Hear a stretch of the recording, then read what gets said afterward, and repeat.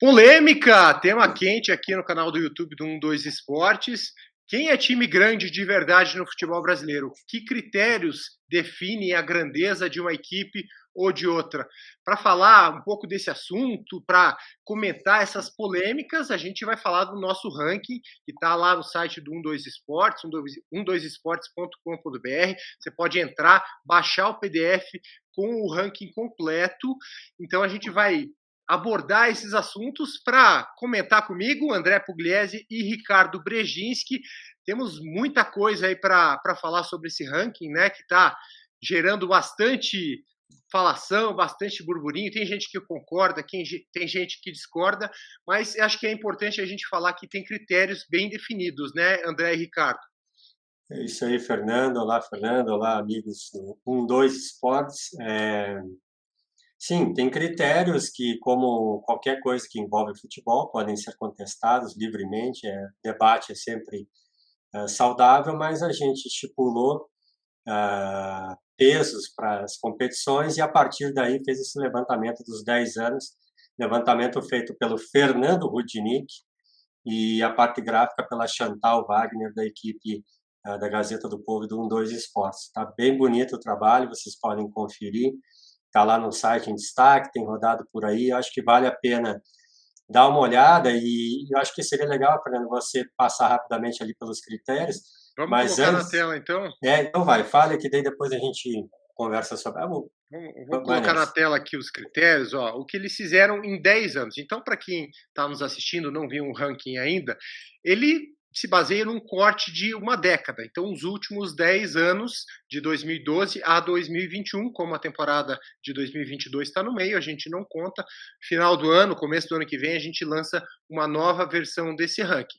Então, tem as competições, cada competição tem um peso. Mundial de Clubes é o que vale mais, 500 pontos, tem Libertadores, Brasileirão, Sul-Americana, Copa do Brasil. Então, todas as competições têm um peso. Ricardo, eu acho que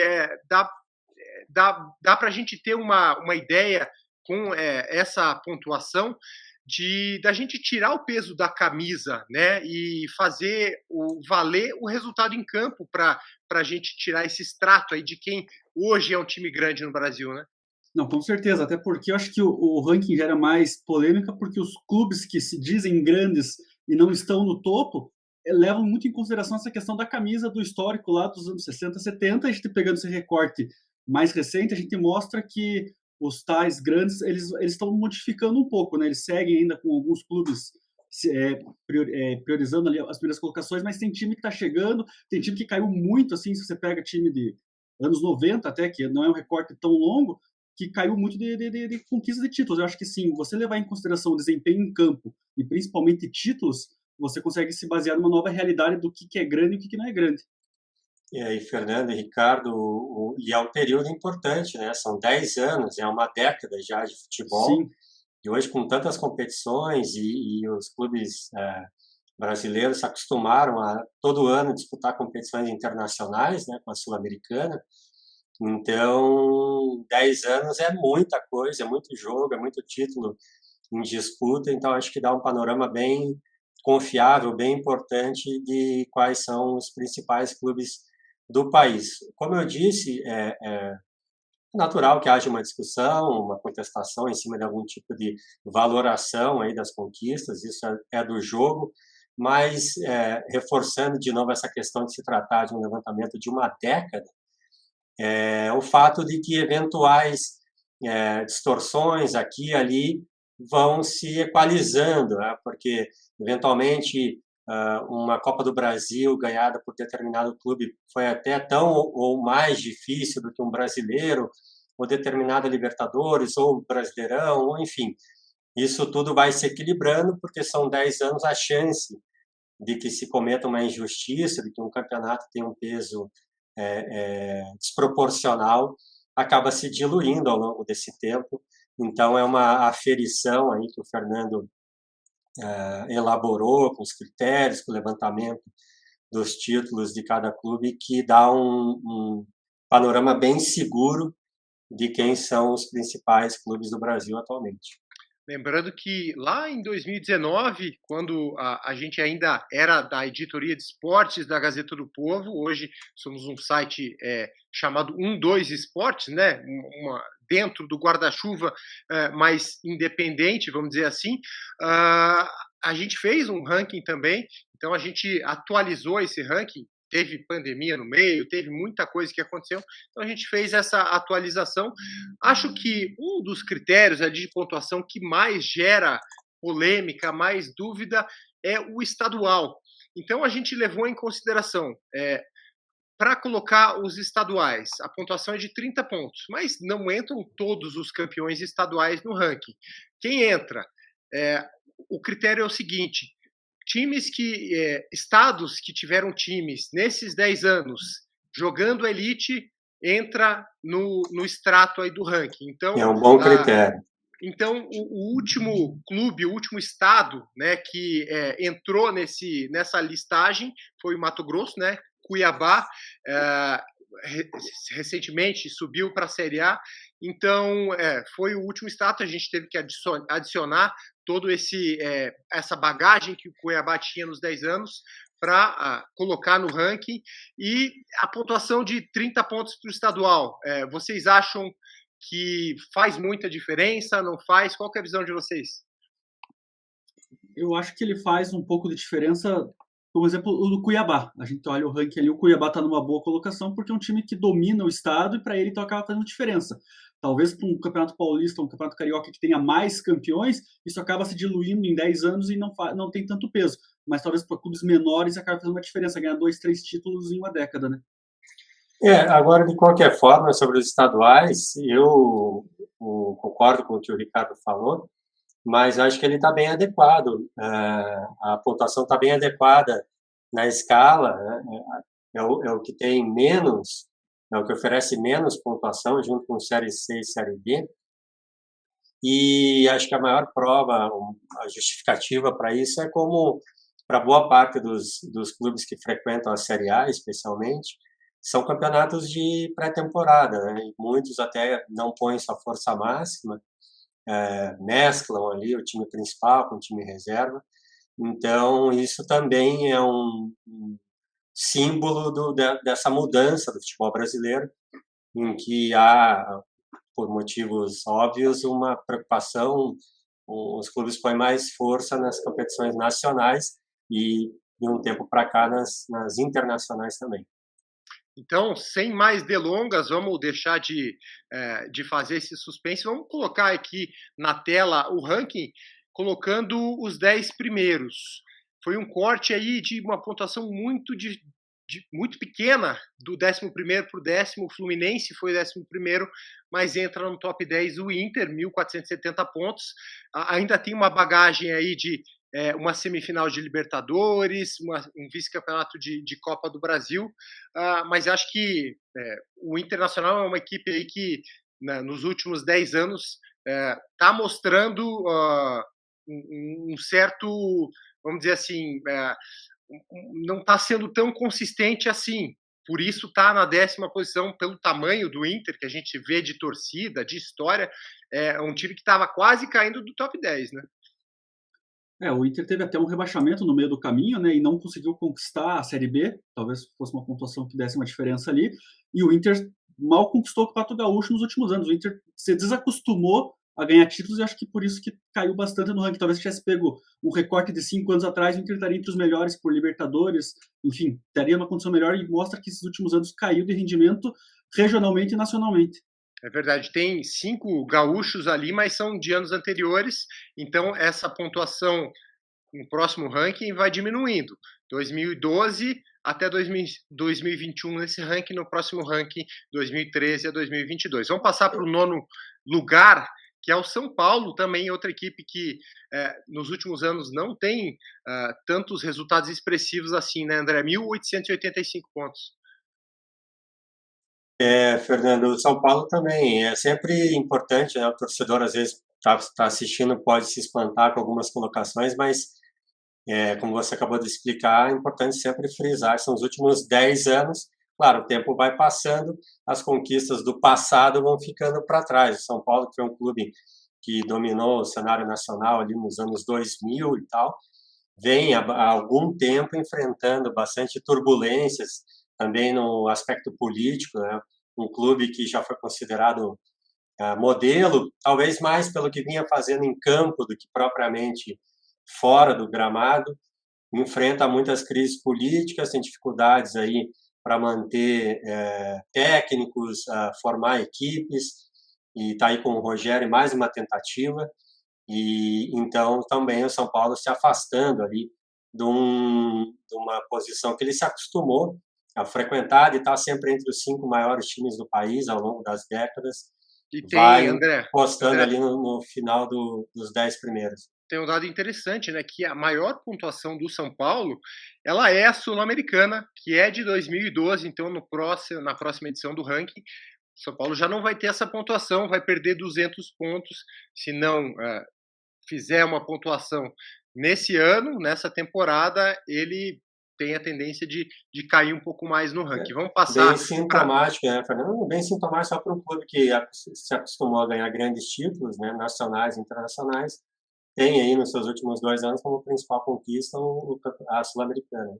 Vamos passar aqui a 8ª colocação, o Santos. O Santos também tem o vice da Libertadores, né, no ano da pandemia, 2020, mas não tem tantos títulos assim, não tem título Sul-Americana, de Série A, não tem título Libertadores nesse período. O Santos também, é engraçado que o Inter, o Santos e o São Paulo, eles entram na mesma linha. Na última década ali, entre 2000 e 2012, eles ganharam bastante títulos e de repente tiveram que se contentar só com o estadual, né? Porque o Santos ganhou bastante campeonato estadual, mas nos últimos anos perdeu esse ritmo também. Se não me engano, acho que foram 8 títulos em 12 anos, nesse período de 2005 a 2020, mas nos últimos anos nem na final ter conseguido chegar. Acho que realmente esses 3 times eles têm boa pontuação porque sempre estão entre os 10 primeiros ali do Brasileirão, volta e meia vão para Libertadores e aí mata-mata isso tem peso também, mas título mesmo, os 3 ali estão no mesmo que a fase de limbo, assim, de há muito tempo não conquistar nada expressivo. Eu queria Legal. só fazer fazendo rapidinho um elogio ao Santos, que o Santos é um clube fundamental do futebol brasileiro, não se discute, mas não deixa de ser, e isso é mérito, né? Estou elogiando o Santos, uma espécie de intruso também, porque, afinal, é um clube do litoral paulista, uma marca mundial, mas que tem uma torcida reduzida, tem ganhos de televisão também menores que os principais clubes do país, se acostumou a revelar fantásticos jogadores, fazer grandes negociações, gerações e gerações de bons jogadores jovens. Então, sim, tem tido um desempenho inferior nos últimos anos, mas é sempre notável ver o Santos entre os 10 primeiros e a história toda que o clube possui. Vamos lá, 7ª colocação, Atlético Paranaense, o Atlético que tem subido. Aí, se a gente comparar com 2019, aquela primeira edição do ranking, para essa o Atlético ganhou 6 posições, então é bastante coisa. Ganhou Copa do Brasil, ganhou 2 vezes a Sul-Americana. Isso explica essa consolidação do Atlético, né, no cenário. Tem aquela discussão, o Atlético já é time grande? Acho que faz tempo que já provou que está entre os principais times do Brasil, né? E eu acho que mais do que os títulos também, claro que tem um peso fundamental aí, é o fato do Atlético estar sempre chegando nas disputas, porque nesses 10 anos também foram 2 finais de Copa do Brasil que acabou perdendo o título, o Brasileirão chegou a brigar por Libertadores ali no decorrer do campeonato, quer dizer, o Atlético não está só conquistando o título, como ele se mantém constantemente no pelotão de cima, e isso explica o estar em 7º lugar, e a diferença, estava vendo que para o sexto não é tão grande, a ponto de não conseguir alcançar em um curto tempo, né? Quer dizer, acho que o Atlético está se firmando nesse novo pelotão e está abrindo até vantagem para os times que a gente falou anteriormente e até os outros que não estão nesse top 10 que até alguns anos atrás estariam bem acima dele.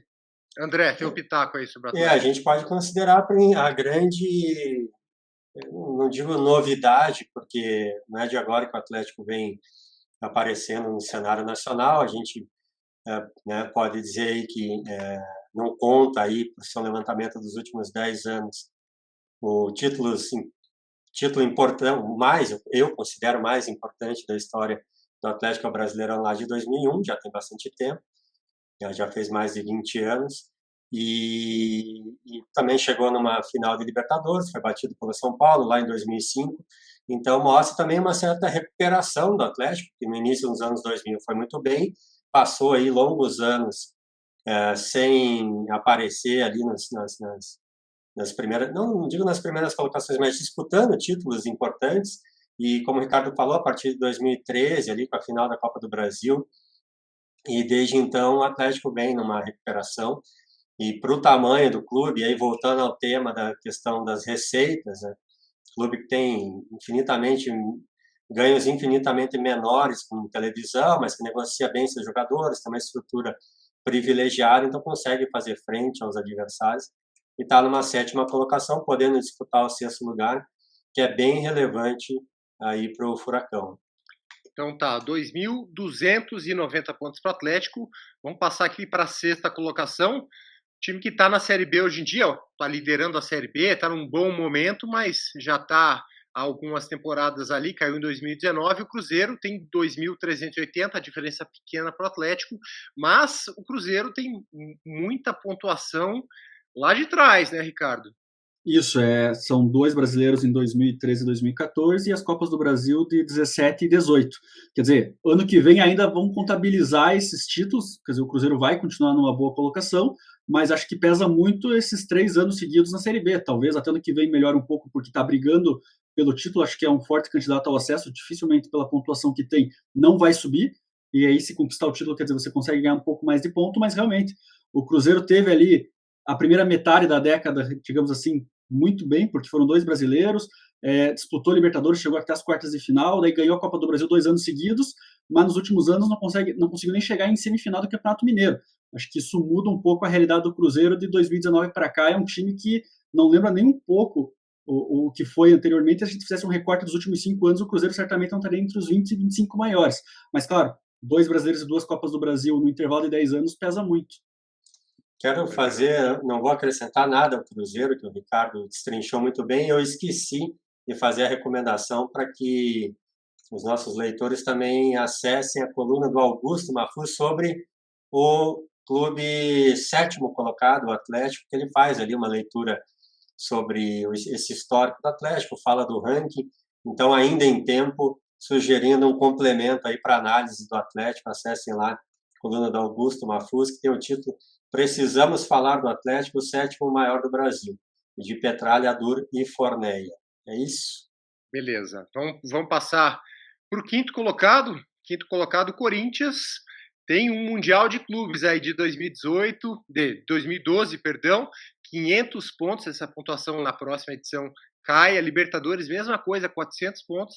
Então, só nisso, vai para baixo de 1.900 pontos na próxima edição. O Corinthians tem muita pontuação antiga e mostra o momento do clube, né, que não tem chegado a conquistas importantes depois aí dos Brasileirões que conseguiu o último com o Carille, né, Ricardo? E se tirar esses 900 pontos, claro que o Corinthians pode eventualmente ganhar Libertadores e Mundial esse ano e manter essa pontuação, mas se tira hoje, ele cai para baixo do Santos, quer dizer, o Corinthians já seria o 8º melhor. São 900 pontos de 10 anos atrás, mas que estão fazendo diferença para esse Corinthians estar no top 5, e realmente ganhou 2 brasileiros próximos, né, 2015 e 2017, mais Copa do Brasil, chegou na final em 2018, mas foi um ano atípico, digamos assim, na competição, porque não consegue chegar entre os primeiros. Tem um tricampeonato paulista, mas que nem a gente falou no começo, para esses times o estadual não faz tanta diferença, o campeonato nacional e internacional tem um peso maior, então acho que o Corinthians está oscilando muito, está brigando aí por Libertadores esse ano, está líder do brasileiro até a hora que a gente está fazendo esse vídeo, mas os títulos estão ficando para trás e as 2 principais conquistas da história do clube ano que vem não vão contar, quer dizer, o Corinthians vai entrar naquele limbo ali que a gente falou de São Paulo e Santos, vai ficar ali para baixo mesmo com 2 brasileiros, porque foram poucos títulos num longo período. Mas, de qualquer forma, é curioso também o patamar que o Corinthians alcançou nas últimas 2 décadas. Um clube que eu, quando era criança ali, gostava de futebol. O Corinthians, no início dos anos 90, um pouquinho antes ali, o Corinthians não tinha nenhum título brasileiro, foi campeão em 90. E eu acho curioso como o Corinthians, mesmo em má fase, por alguns anos, acaba sempre conseguindo se manter num patamar razoável. Hoje, por exemplo, só fazendo um recorte bem específico, é pouco tempo, são poucos jogos, mas o Corinthians é o líder do Brasileiro e super contestado, mas sem dúvida que é um clube que ganhou tamanha projeção que, mesmo, né, esses últimos títulos brasileiros, até não diria que foi surpreendente, nada disso, mas nem era aquele grandes times, nada disso. Então, o Corinthians é um competidor aí sempre importante, mas reforço aí, como o Ricardo falou, o Fernando também, tem que cuidar porque as suas conquistas mais expressivas estão ficando no passado. Avançando no nosso ranking de grandeza, a quarta colocação é do Grêmio. Uma situação em partes parecida com a do Cruzeiro, né? Tá na Série B, vive um momento de Série B, porém as conquistas do Grêmio, os resultados do Grêmio, vamos dizer assim, nos últimos 5 anos foram expressivos. Chegou a uma Libertadores em 2017, tem fases aí de oitavas, quartas de Libertadores, tem Copa do Brasil nesse período também.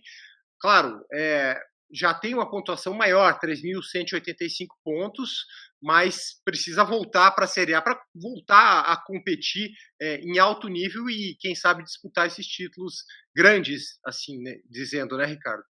E assim, o Grêmio, claro, tem essa questão da Libertadores que tem um peso enorme, mas se você olhar o gráfico ali, o número de simbolozinhos do Grêmio em Libertadores e Copa do Brasil chegando em fases avançadas é o que pesa mais, porque é um time que sempre está ali em mata-mata disputando fases agudas e, é claro, cada ano você vai mantendo essa pontuação, o Grêmio explica estar em quarto lugar. Só Libertadores não faria esse peso, tanto que ele tem uma Libertadores só e não tem brasileiro e está na frente do Corinthians que tem um Mundial, porque o Grêmio é um time que vai chegando. Esse ano foi mal na Copa do Brasil, está na Série B, então não vai fazer uma pontuação muito grande nessa temporada, mas o histórico dele de sempre estar ali chegando próximo de conquistas de títulos, acho que faz uma grande diferença, até mais do que se tivesse ganho um título ali e não tivesse chego em semifinal e quartas de final da Copa do Brasil, por exemplo. E só para explicar, André, rapidinho, só para a gente explicar a lógica das pontuações de mata-mata aí do nosso ranking, ela segue a lógica das premiações que existem em Libertadores, Sul-Americana por fase. Então, uma equipe, se ela foi campeã, então ela vai acumular a pontuação de campeão, vai acumular todas as anteriores que dão pontos, semifinal, quartas de final e oitavas de final, no caso da Libertadores, e na Sul-Americana a partir das oitavas também, na Copa do Brasil a partir das quartas, porque em alguns anos tinham times que entravam direto nas oitavas de final, então não seria justo colocar uma pontuação para essas equipes que já de cara teriam pontuação, mas não jogariam por isso. Então a gente definiu esse critério aí de quartas de final nas Copas do Brasil. Fala lá, André. Eu só queria complementar que o Grêmio também é outra equipe que nos últimos anos até também se tornou como uma espécie de é ruim falar em modelo, né? Porque o futebol é muito complexo para você ter assim uma leitura tão objetiva de um clube. Mas eu considero que o rebaixamento do Grêmio nada é acidental no futebol. Mas eu acho que é um percalço, um ano terrível e que o gráfico aí do Grêmio, como o Ricardo bem destacou, uma equipe que está acostumada a chegar em decisões, né? A gente, poxa, é uma equipe tradicional que compete em alto nível nacionalmente há décadas, mas não deixa de ser relevante uma equipe como o Grêmio, que está fora do Rio e São Paulo, e muita gente ainda pode criticar, mas esse negócio de Rio e São Paulo já acabou faz tempo.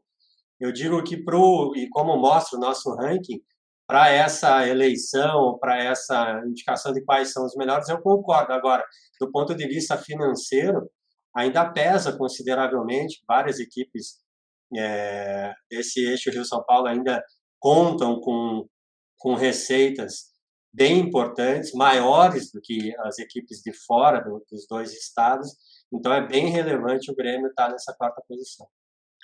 Vamos seguindo, vamos entrar no top 3 agora. A gente tem Atlético Mineiro aí na terceira colocação, 3.320 pontos. Um time que no ano passado foi campeão brasileiro, foi campeão da Copa do Brasil, chegou em semifinal de Libertadores, tem um investimento muito grande aí nos últimos anos, tem conquistado títulos, tem feito resultados, tem bom desempenho. Não é surpresa o Galo estar nessa colocação, né, Ricardo? Eu acho que o Atlético Mineiro, aí, se a gente pegar esse recorte dos 10 anos, é o clube que mais cresceu. Porque ele começa o ranking em 2012, quando ele foi vice-campeão brasileiro. Tinha um vice em 99, mas só tinha a conquista do primeiro Brasileirão em 71. Então, assim, de 2012 para cá, foram uma Libertadores, duas Copas do Brasil e um Brasileirão. O Atlético Mineiro entrou na melhor fase da história dele e é justamente nesse recorte do ranking. Até por isso explica o terceiro lugar. Talvez se eventualmente lá em 2013 tivesse ganho o Mundial em cima do Bayern, né? Não chegou nem na final, mas se tivesse conquistado, a gente olha aqui pela colocação, o Atlético Mineiro seria o segundo.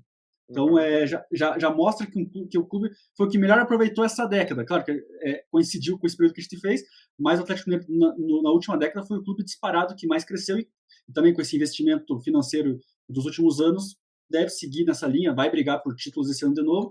Quer dizer, acho que o Atlético representa bem o que foi uma evolução no recorte de uma década. E num período que coincide com uma derrocada do maior rival, né? Da Também. Raposa. A gente vê ali pelo número de estaduais. O Atlético tem 6 estaduais nos últimos 10 anos, então ele tem esse domínio estadual, tem conquistado resultados a nível nacional, né, André?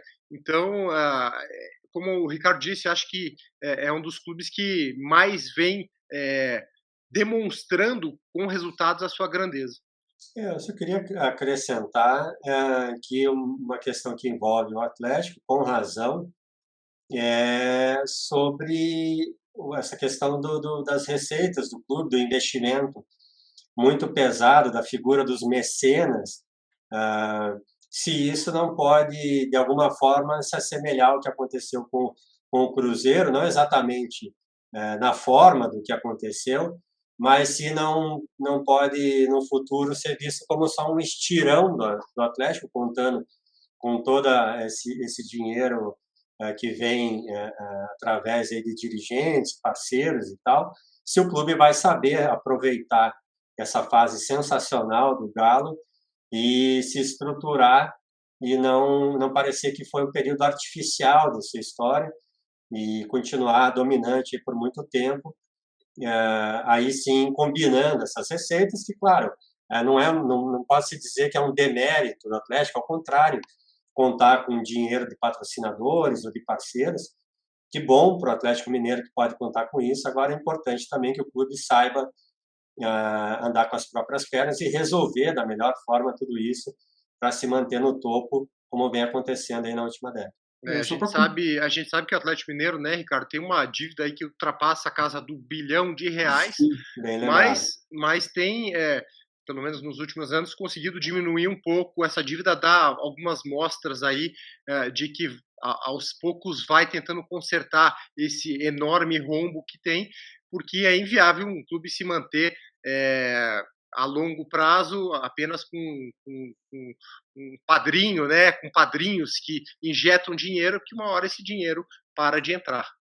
Duas coisas que eu queria complementar dessa questão do Atlético Mineiro ali, a gente falou da hegemonia no estadual, ele ganhou 6 títulos e nos outros 4 ele foi vice-campeão, quer dizer, o Atlético Mineiro chegou na última década em todas as finais do estadual, uma delas perdeu para o América, não foi nem para o rival, né, que é o principal rival, que é o Cruzeiro, e nessa questão financeira acho que vale ressaltar, que não estou dizendo que isso vai acontecer com o Atlético Mineiro, mas o Palmeiras, quando acabou, era Parmalat, logo depois foi rebaixado, e o Corinthians também foi campeão brasileiro com a MSI e logo depois acabou sendo rebaixado. Quando os clubes ficam muito dependentes dessas parcerias financeiras, a hora que acaba o acordo, eles parecem que não sabem andar com as próprias pernas e acaba acontecendo uma reestruturação que acaba pesando assim em termos de perda de títulos e até rebaixamento, como foi o Palmeiras e o Corinthians. Bom ponto, Ricardo, bom ponto. Vamos passando para a segunda colocação, Flamengo, 3.790 pontos. Flamengo tem Campeonato Brasileiro recente, Libertadores também, vem chegando, claro, um time de maior torcida no Brasil, e que nos últimos 10 anos tem mostrado em campo, tem comprovado que realmente faz por merecer essa colocação com resultado, sem olhar a camisa, resultados colocam o Flamengo em segundo, numa disputa bastante apertada com o primeiro colocado. Eu quero pegar o gancho do Galo, usar para o Flamengo, que é uma amostra de como um clube pode se reorganizar. O Flamengo, que eu falei modelo anteriormente, o Flamengo foi modelo inverso de tudo que poderia fazer de ruim em termos de administração ao longo de muito tempo, soube, de alguma forma, equalizar as suas dívidas e aproveitar o canhão que tem, com receitas muito substanciais de televisão, de patrocínio, e que, claro, tem relação com o tamanho da torcida que o Flamengo tem. E a gente pode discutir, acho que com razão, e essa é uma discussão que está em voga no futebol brasileiro, da disparidade dos investimentos, das receitas, melhor dizendo, especialmente com relação à televisão, é algo que está aí sendo discutido para a organização, quem sabe, de uma liga no futuro. E então, claro que é muito mais fácil, nada é fácil, né? Mas, digamos, mais viável para uma equipe como o Flamengo, que tem garantida receitas importantes, conseguir fazer essa organização, mas tem que saber fazer, e o Flamengo, de alguma forma, soube fazer e conseguiu converter essa potência que é o Flamengo, de uma forma geral, em resultados de campo.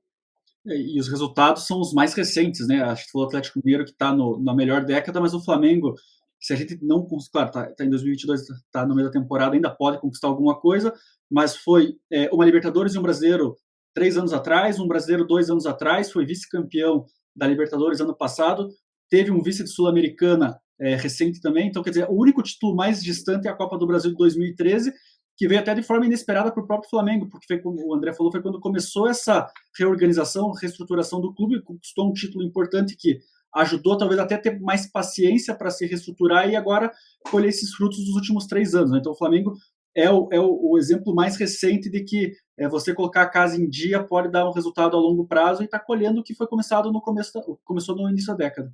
É verdade. Primeiro colocado do nosso ranking aqui do 1-2 Esportes. Quem será? Entra lá no nosso site, você pode ver o ranking completo, você pode receber o PDF com esse ranking. Entra lá, seja nosso assinante. Para surpresa de 0 pessoas, Palmeiras é o líder do ranking, 4.040 pontos. Acho que incontestável, né, essa colocação do Palmeiras aí na lista, elaborada pela nossa equipe. Acho que essas 2 Libertadores recentes aí, 2020 e 2021, 800 pontos só nisso. Então, o Palmeiras vem demonstrando aí que está aí para brigar por essas posições aí do top 3 por muito tempo, né? Eu só queria desculpe, Ricardo, falar da proximidade do Flamengo com o Palmeiras. Né? A gente, de repente, essa temporada pode significar uma virada do Flamengo para o ano que vem. Agora, é notável o desempenho do Palmeiras. Também é outro clube em que a gente pode discutir aí uma série de questões com relação a investimentos, na figura da Leila Pereira, presidente do clube, patrocinadora, mas, por mais que se conteste ou se fale de um crescimento em alguma parte artificial, não há dúvida nenhuma que o Palmeiras resolve bem essas questões. Não é um clube com estrutura invejável, né, na parceria ali com a construtora do estádio, mas que talvez tenha encontrado o melhor modelo para resolver essa questão, que é algo fundamental nessa trajetória do Flamengo, do Palmeiras. Contar ali com essa torcida, com o seu campo, agora que tem um gramado que também resolveu um problema ali, que era um gramado ruim, que é um mandante importante. Então, acho que é uma colocação que mostra exatamente. A gente fica aqui conversando, porque tem nuances, né? Mas mais fundamental é que tudo isso está bem representado nas conquistas. Como a gente abriu a conversa e chega agora ao primeiro colocado, você consegue enxergar os motivos que levaram cada clube à sua posição.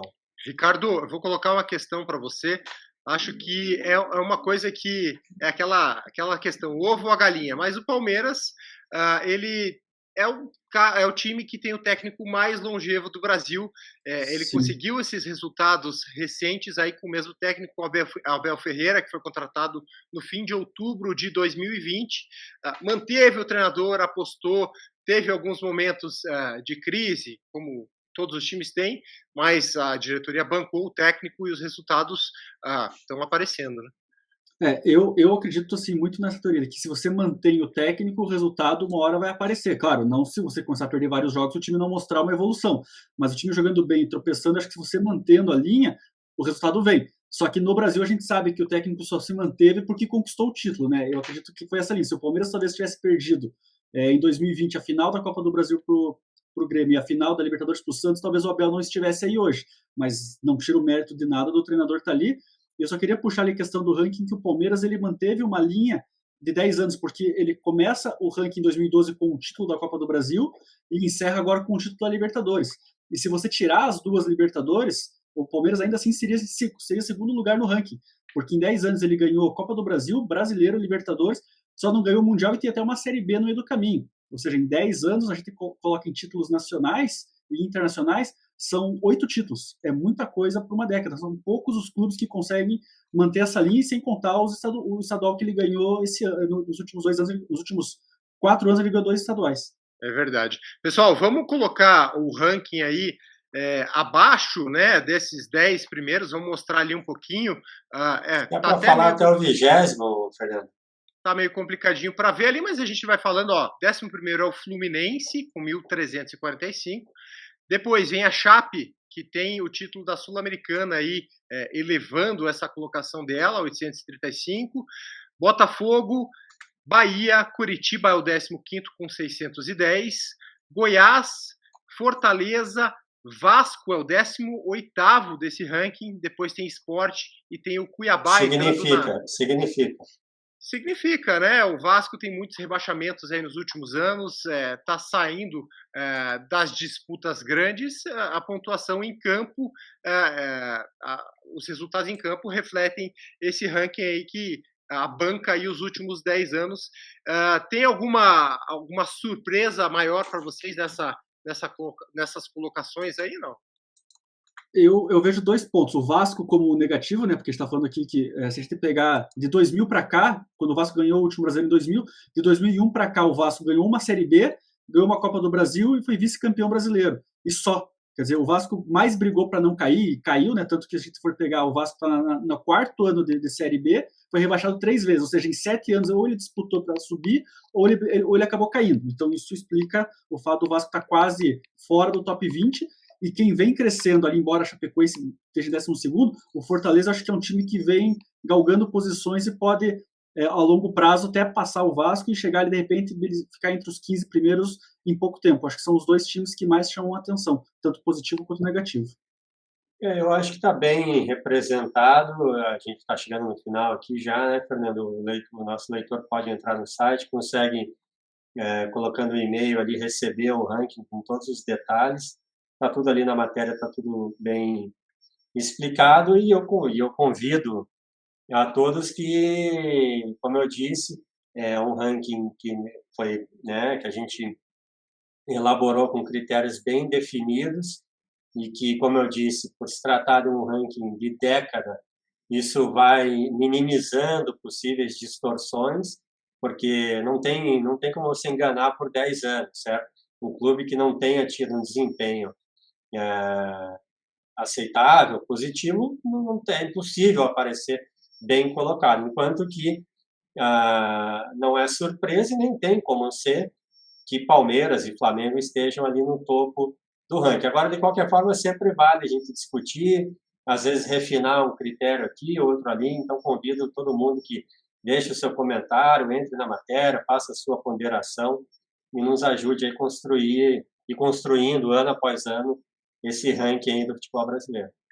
É isso aí, nova ordem de grandeza do futebol brasileiro. O nosso ranking está lá no 12esportes.com.br. Deixa aqui o seu comentário no YouTube, discorda, concorda, acha que uma pontuação devia valer mais, devia valer menos. Deixa teu comentário, a gente vai conversando. Quem sabe na próxima edição a gente revisa alguma coisa, a gente vai ver muitas mudanças aí na próxima edição, que vai bancar aí 2013 a 2022. Então, fica ligado aqui no 12 Esportes. Muito obrigado, André. Muito obrigado, Ricardo Brzezinski. Valeu, gente. Valeu, Obrigado. pessoal.